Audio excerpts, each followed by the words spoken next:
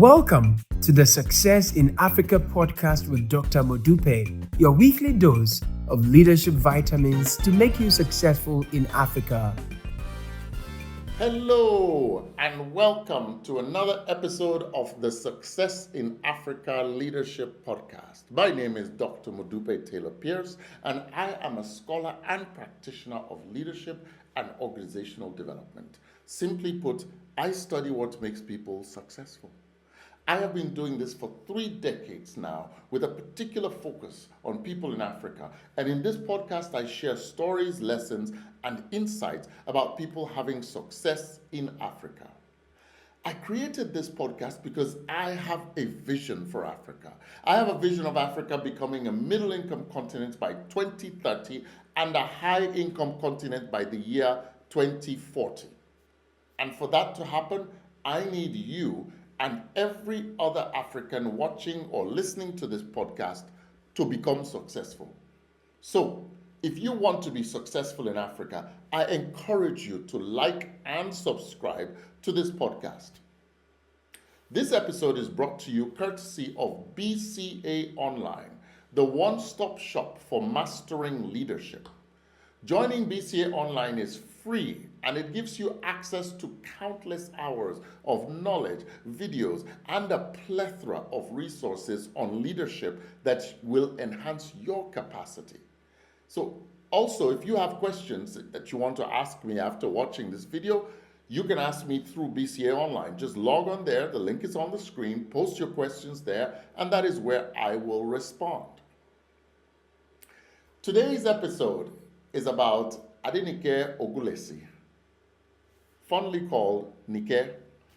She's the founder of Ruff and Tumble, a pioneer in Nigeria's fashion industry and one of Africa's most inspiring women entrepreneurs.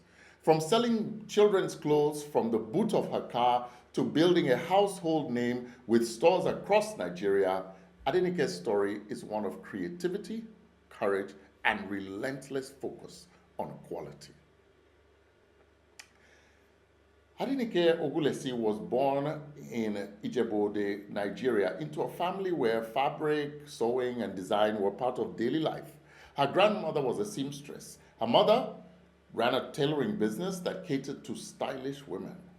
Growing up, young Nike spent afternoons watching her mother and grandmother measure, cut, and stitch, transforming raw cloth into elegant garments. The sounds of the sewing machine were as familiar as music in the house. This environment shaped her sense of aesthetics and discipline. She learned that clothes were more than fabric. They were statements of pride, of identity, and dignity. But Nika did not set out to be a fashion entrepreneur. She briefly studied law before leaving school, uncertain of her calling. Somehow life redirected her path through experience rather than formal education. Motherhood became a turning point for her. When she had children of her own, Adenike discovered how hard it was to find good quality, durable, stylish children's clothing in Nigeria. Most parents either bought imported clothes at high prices or settled for poor quality local options. She realized that if she wanted better clothes for her kids, she would have to make them herself. So she began sewing clothes for her children and experimenting with designs that were bright, playful, and practical. Friends and family quickly noticed. Other mothers started to ask her to make clothes for their children. What started first as a necessity soon became a side hustle. Without a shop or capital, she sold the clothes from the boot of her car and sometimes directly at schools and churches. She would drive around Lagos, park outside social gatherings, and display her products with confidence. Her customers were parents who wanted more than just cheap imports. They wanted clothes their children could run, juff, and rough and tumble in without tearing. It was in this phrase that the brand, Ruff and Tumble, was born. The name captured both the spirit of childhood and the durability of her clothing. It was catchy, it was relatable, and it stood out in a market dominated by anonymous imports. By the mid 1990s, Nike recognized that she was not just filling a gap, she was building a business. She invested in sewing machines, recruited tailors, and opened her first store in Lagos. This was a major leap from informal car boot sales to a formal retail brand. Her breakthrough came from her unyielding commitment to quality. Many local clothing lines at the time would cut corners with weak stitches or cheap fabric. Nike insisted on higher standards. Fabric had to be durable, seams reinforced, designs appealing. Every garment had to carry the confidence that Nigerian products could be world class. This insistence on excellence quickly distinguished Ruff and Tumble from other brands. Parents who once distrusted local brands began to trust her. Soon, word of mouth became her strongest marketing tool. Middle class families became loyal customers, proudly dressing their children in Nigerian made clothes. From one small store, Ruff and Tumble grew into a national fashion brand. Nike expanded across Lagos, then into Abuja, Port Harcourt, Ibadan, and other cities. Each store reinforced her message. Ruff and Tumble was a proudly Nigerian brand delivering quality on par with international labels. She invested heavily in staff training, creating a culture of professionalism. Store staff were trained in customer service and presentation. Tailors were trained to meet consistent standards. Adenike understood that in fashion retail, experience matters as much as the product. Eventually, the brand started to gain international attention. Nike was invited to speak at entrepreneurship and women in leadership forums. She became a mentor, particularly through platforms like Women in Business. She represented a new face of African business, bold, innovative, and unapologetically proud of local creativity. Sometimes the journey had its own share of some problems. Nike faced some of the same kinds of problems that face a lot of entrepreneurs. Infrastructure problems, power outages. Relying on generators took her overhead costs to be high. Supply chain issues, accessing quality fabric sometimes was difficult and expensive. Competition from cheap Asian imports sometimes would flood the market, undercutting the local producers. And also, she also ran into the problem of bias against women entrepreneurs when it came to finding capital and finding financing.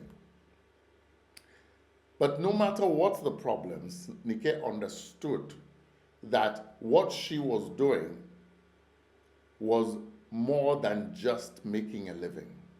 She was creating a business. She was inspiring others to believe in the possibilities. She was inspiring Nigerians to believe in the power of local made products and their ability to make things at a world-class level. So, even when her costs went high, even when her margins would have to be low, she never cut corners on quality. Ruff and Tumble clothing always lasted longer, and customers understood that even though they might pay a slight premium on price, they saved money in the long run. Nike's legacy really goes way beyond retail. As a successful woman entrepreneur, she has not only employed lots of people, but she's also employed a lot of women in an industry where, frankly, women struggle to find employment. And she has also inspired a sense of local pride in the market. She mentors a lot of youth. And she also helps to reduce Nigeria's foreign exchange dependency by reducing import dependency. There are a couple of takeaways for me from the story of Adenike Ogulensi. Number one, solve problems. There's money in there. You see, by solving her own problem of finding clothing for her children, she actually started the foundation of a business. Number two, quality, quality, quality. Never cut corners on quality. You will win in the end. When you are producing stuff, be consistent in your quality. Adenike was almost fanatic when it came to quality for her clothing. Even as she expanded, she insisted on it. And that is the reason why she has a competitive advantage and her customers trust her brand. Third lesson, lift others as you rise. Lift others as you are lifted up. You see, Adenike Ogulensi didn't forget that there were many other people who are aspiring to achieve their dreams. And so, even as she runs her business, she also mentors. Even as she runs her business, she also shares the secrets to her success with others. And that generosity has created and endeared a whole new generation of entrepreneurs, of successful people. So, in closing, remember, solve problems. It could be where your business starts. 2, focus on quality. Don't ever compromise on that. Consistent quality pays off in the long run. And number 3, lift others as you rise. I hope that you've learned something from the journey of Adenike Ogulensi. You see,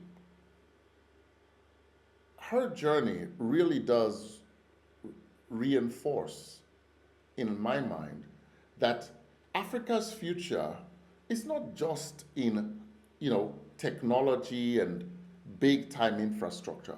Even the simple things are important and can create multi-million-dollar businesses. Nobody would think of clothing as something terribly sexy or terribly, innovative. But here's somebody who found a problem and solved it. And it is something that everybody can relate to. So whatever problem you see in your community, whatever problem you see in your country, in your area, don't hesitate to try to solve it, because hidden in that problem could be your next business that could make you very, very successful in Africa. Thank you so much for listening and watching. Don't forget to subscribe to this channel and to like this video. Tell your friends about it, because together we can transform our beloved continent of Africa. See you next week. Tomorrow belongs to those people who prepare for it today. See you next week.